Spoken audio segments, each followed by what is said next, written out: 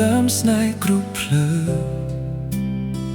ធ្វើឲ្យអ្នកស្មោះឈឺចាប់ដោយមិនដឹងខ្លួនលេងសើចនឹងចិត្តដែលគេស្មោះអស់ពីបេះដូងថ្ងៃនេះទើបយល់ពេលខ្លួនឯងត្រូវគេទុកឲ្យយំអតីតកាលមិនអាចត្រឡប់ស្នាមរបួស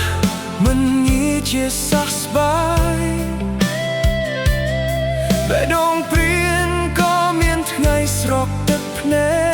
កព្រោះបាត់បង់មនុស្សដែលស្រឡាញ់ពិត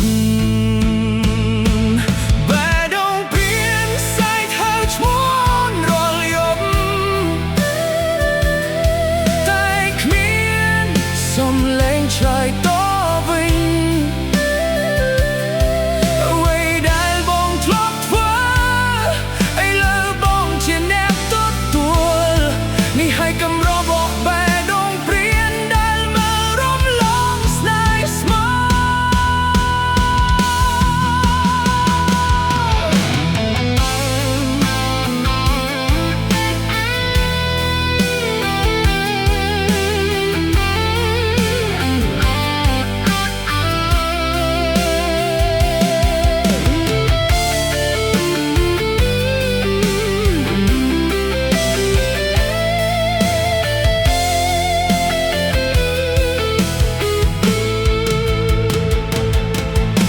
មិនសុំឲ្យអូនត្រឡប់មកវិញទេគ្រាន់តែសុំទោសពីចង់ងាយសុំឲ្យអូនជួបសុខមង្គលជាមួយអ្នកថ្មីចំណែកបងរួមនៅជាមួយការស្ដាយក្រោយ